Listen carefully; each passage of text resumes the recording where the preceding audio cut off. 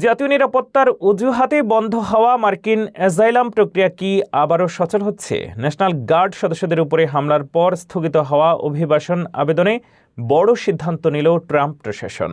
নির্দিষ্ট কিছু দেশের জন্য সুযোগ ফিরলেও কড়া নজরদারিতেই থাকতে হবে আবেদনকারীদের। ট্রাম্পের এই নতুন অভিবাসন নীতির বিস্তারিত জানুন আমাদের বিশেষ রিপোর্টে।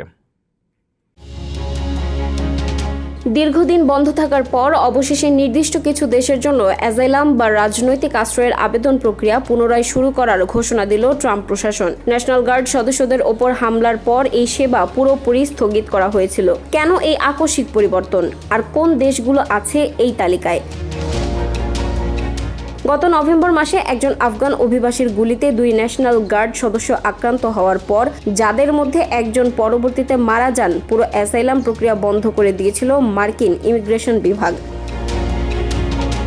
ট্রাম্প প্রশাসনের অভিযোগ ছিল, জো বাইডেন আমলের দুর্বল স্ক্রিনিং বা যাচাই বাছাই প্রক্রিয়ার কারণেই এমন ভয়াবহ ঘটনা ঘটেছে। এর প্রতিক্রিয়ায় ট্রাম্প এক কঠোর অভিবাসন নীতি ঘোষণা করেন এবং 12টি দেশের ওপর ভ্রমণ নিষেধাজ্ঞা জারি করেন, যা পরবর্তীতে আরও 7টি দেশে সম্প্রসারিত হয়।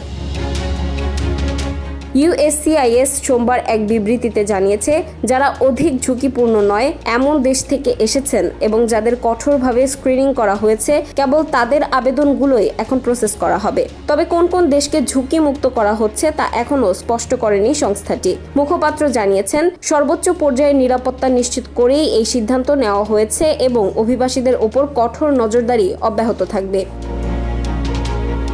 ট্রাম্পের এই অ্যাগ্রেসিভ ইমিগ্রেশন ক্যাম্পেইন বা আগ্রাসী অভিবাসন নীতির মাঝে এই ছোট শিথিলতা অনেক আবেদনকারীর মনে আশার আলো জাগাচ্ছে। তবে জাতীয় নিরাপত্তার প্রশ্নে ট্রাম্প প্রশাসন যে বিন্দুমাত্র ছাড় দিতে রাজি নয় তা আবারও স্পষ্ট হয়ে গেল।